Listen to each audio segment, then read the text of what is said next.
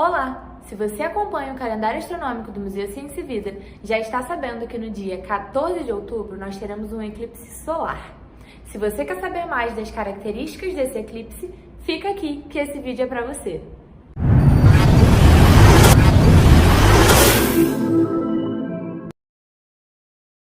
Resumidamente, para um eclipse acontecer, são precisas duas coisas. Primeiro, que a Terra, a Lua e o Sol estejam alinhados. E segundo, que a Lua esteja em um dos pontos em que ela encontra a órbita da Terra. A gente chama esses pontos de nodos, como a gente consegue ver nessa figura aqui.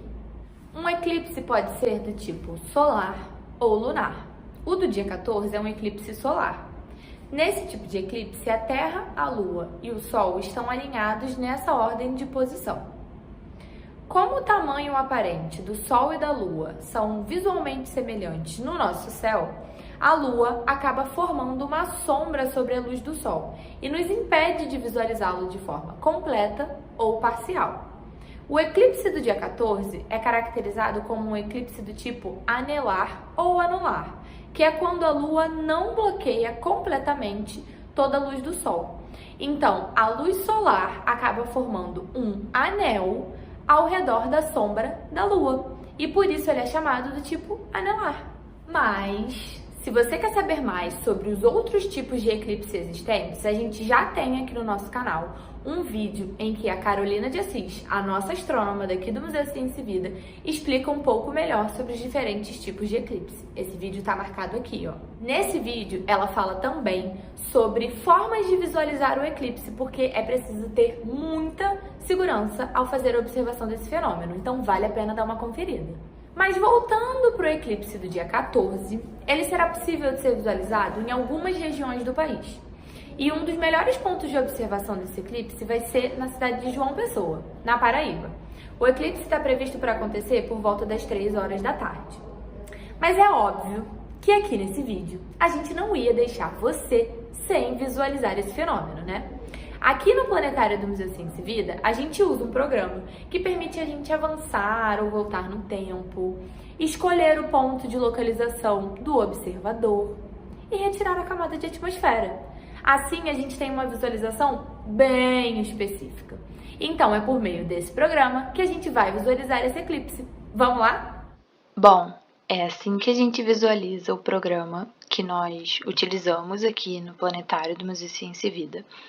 E nesse momento a gente está nas coordenadas de localização da cidade de João Pessoa, na Paraíba, às 11 horas da manhã, do dia 14 de outubro de 2023, como a gente consegue observar aqui no canto esquerdo. Mas para a gente observar o eclipse da melhor forma, nós vamos utilizar a ferramenta do programa que permite retirar a camada de atmosfera, e eu vou fazer isso agora. Além dela, eu vou tirar também essas gramas ao redor e os pontos cardeais. Como a gente pode ver aqui, a gente tem o Sol, que é esse pontinho amarelo aqui mais claro, e a Lua bem aqui do lado, que eu vou marcar ela. Então, se a gente se aproximar deles, a gente consegue observar que a Lua já está querendo chegar bem perto do Sol.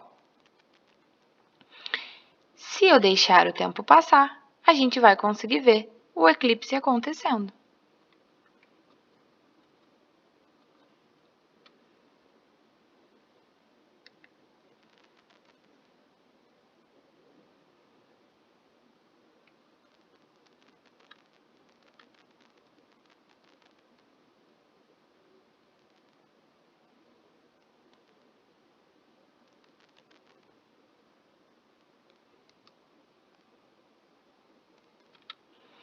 E aí, aqui nesse ponto, mais ou menos, a gente consegue ver o que explica a caracterização desse tipo de eclipse, que é um eclipse anelar ou anular, como a gente conversou antes.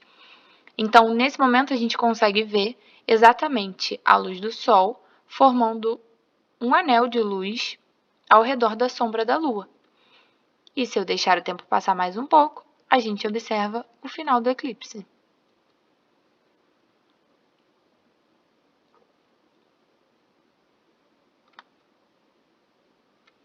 Acho que só por ter conseguido visualizar o eclipse do dia 14 antes do próprio dia 14, esse vídeo já vale a sua curtida.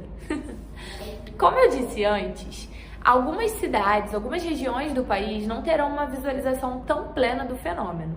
Mas que bom que a tecnologia está ao nosso favor.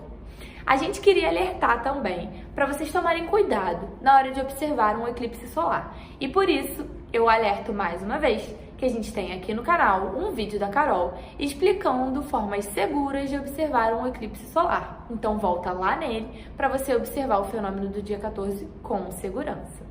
Se você se interessou por esse vídeo e se interessa por assuntos desse tipo, não esquece também de se inscrever aqui no canal do Museu Ciência e Vida e de acompanhar as atividades do Planetário do Museu Ciência e Vida. Até a próxima! Tchau!